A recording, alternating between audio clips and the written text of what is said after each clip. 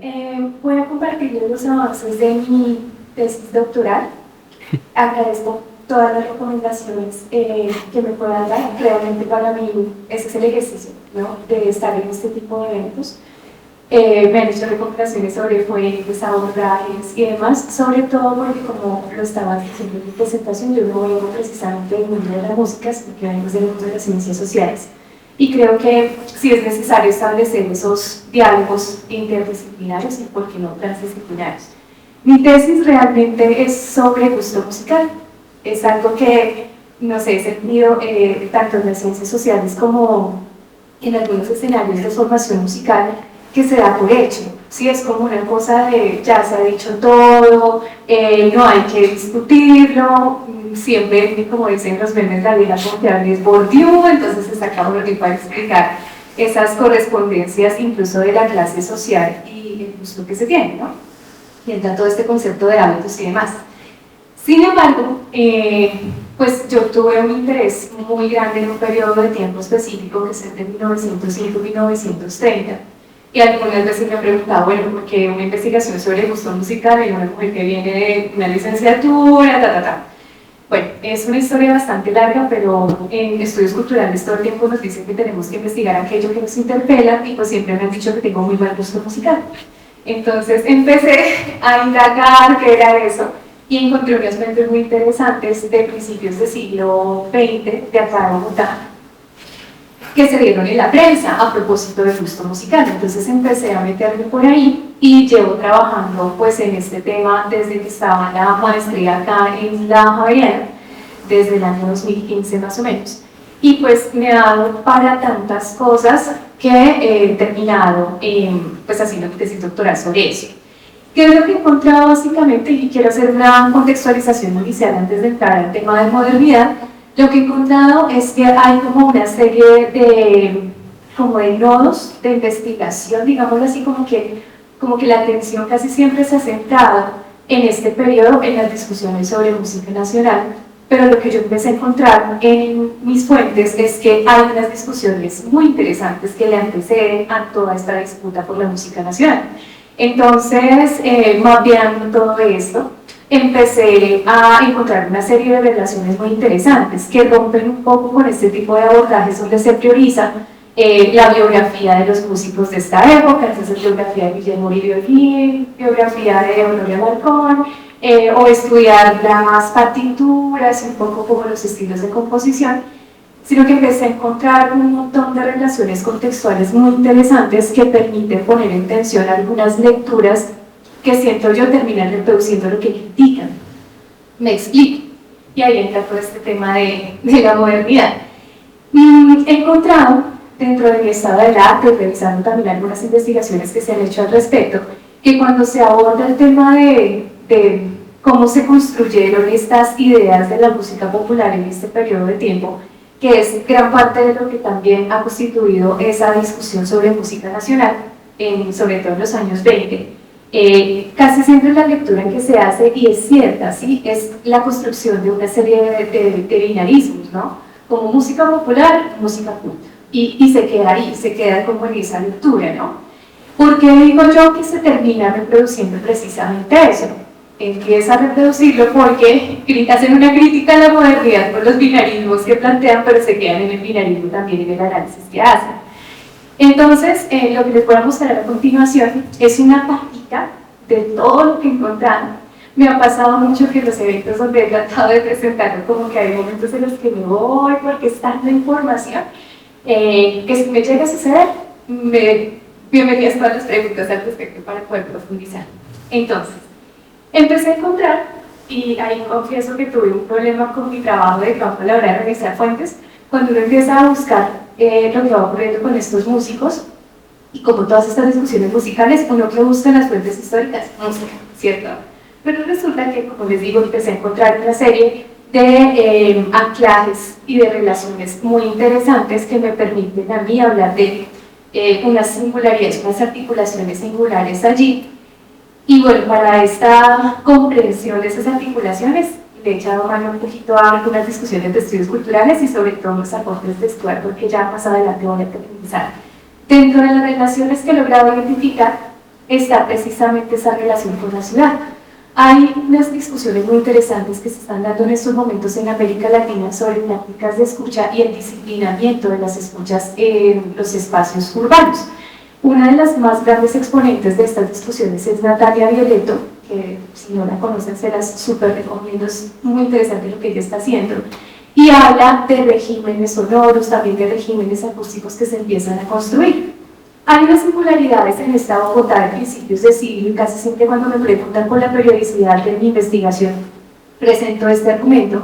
Es una ciudad distinta hasta cierto punto con respecto a la ciudad de Bogotá del siglo XIX, de finales del siglo XIX, porque tenemos acá una generación del centenario que empieza también a querer mostrar de alguna manera lo que era esta ciudad. Pues después de 100 años de independencia hay que mostrar que nosotros no somos los mismos de la colonia. Entonces se da todo un proceso también de modificaciones dentro de la ciudad que buscaba mostrar que éramos una ciudad que estaba enmarcada en esos procesos del progreso de las naciones, que íbamos en esa carrera del progreso. En esta época, en términos históricos, no podemos hablar de desarrollo porque sabemos que el desarrollismo históricamente emerge como lo conocemos hoy, que es de los años 60. Pero esta sí es la época en la que se empieza a hablar exclusivamente del progreso, hace parte, digamos, así constitutiva de lo que es el proyecto de la modernidad. Entonces, acá les estoy mostrando algunas fotografías que he encontrado precisamente en mi trabajo de campo, de una revista que además es muy interesante, que es la revista Cronos, que es básicamente este lugar donde tenía las élites la posibilidad de mostrar que iban a hacer spots y que además existían clubes, que empiezan a nacer un montón de espacios de socialización que trataban de mostrar eso, que éramos personas modernas, no había como una idea y sí, como una imaginación de lo que era la modernidad. Y acá quisiera traer también un concepto de Dipesh Chakrabarty, que es este tema de la Europa hiperreal, ¿no? Es una Europa también imaginada, donde tienen que irse a formar los músicos y los hijos de las élites, y hay que replicar esas prácticas cosmopolitas acá en la ciudad. Entonces, acá estamos viendo algunas de las adecuaciones que se hicieron en la ciudad de cara al centenario de la independencia. Estas son fotografías de 1919 que muestran además ya el uso de la electricidad de una manera mucho más amplia en el espacio público. Se motivaba el uso del espacio público porque después de la guerra de los 1000 días era muy difícil que los bogotanos pudieran hacer uso de los espacios sin salvoconducto. Entonces era volver, invitar, motivar a los bogotanos a apropiarse de esos espacios. De hecho, en los parques que se empezaron a adecuar con relación a la celebración de la independencia, era muy interesante porque uno empieza a encontrar en las fuentes como para los bogotanos los parques iluminados, donde además tocaban las bandas,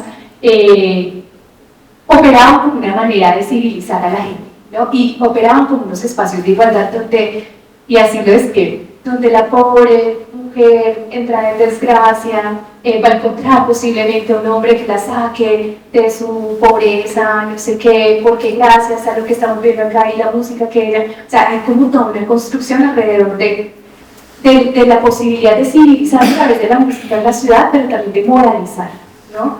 Vamos a aquellos que no están haciendo nada y que se la pasan vagabundeando por las calles, van a poder entonces encontrar algo que les mueva el alma con la música. Bueno, había todo un interés a través de eso.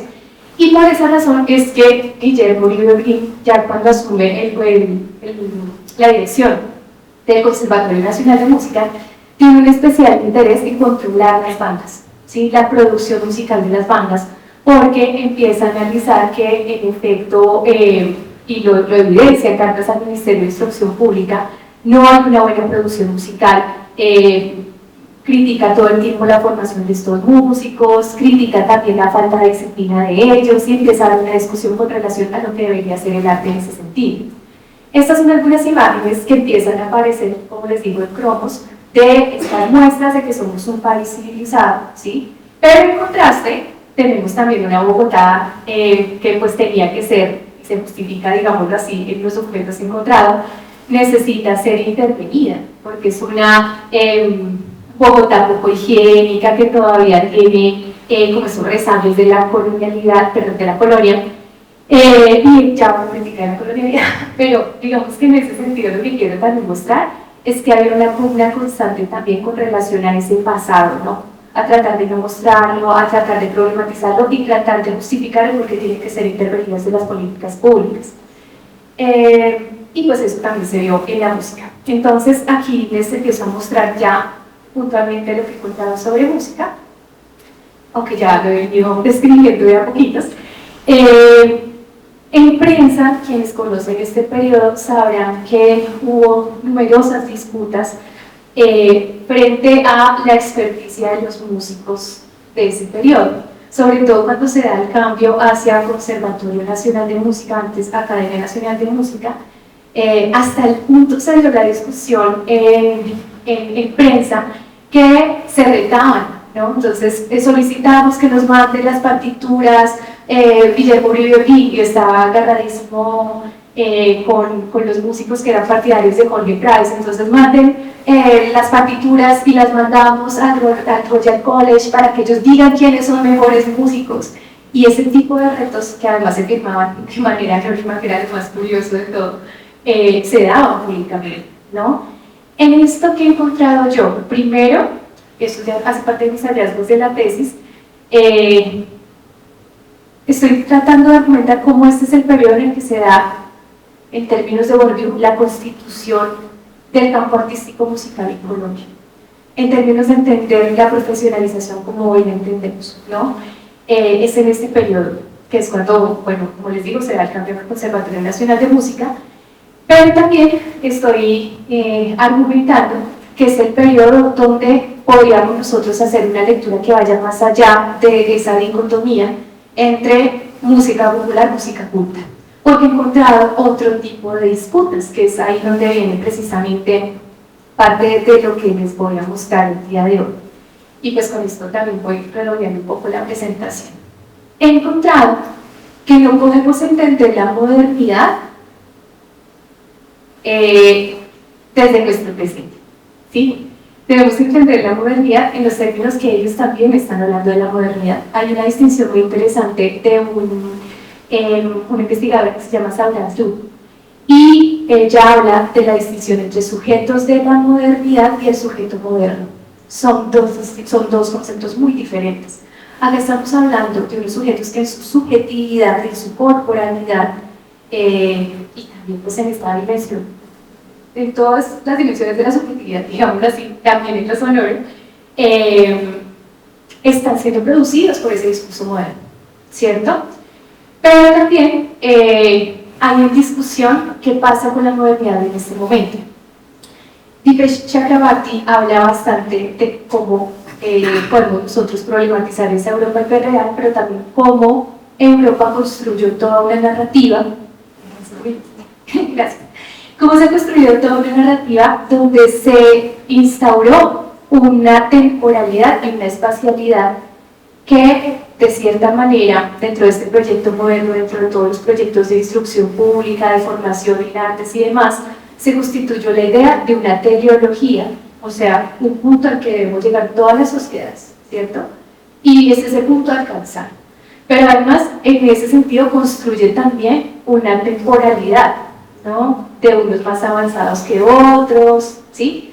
También, además de eso, y en consecuencia construye unas ontologías que tratan de correr a eso.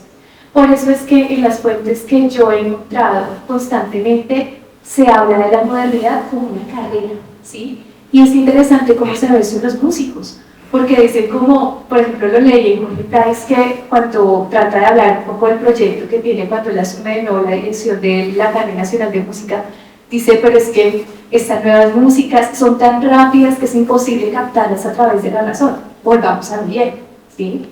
Pero hay otros que, por ejemplo, empiezan a encontrar que las músicas que vienen sobre todo de Estados Unidos son ruido, que entonces eso se escapa al arte, ¿no? Pero son también muy rápidas, y empiezan a problematizar cómo hay entonces una distinción entre sencillez y una fuerte elaboración. Si está bien entonces hacer música sencilla.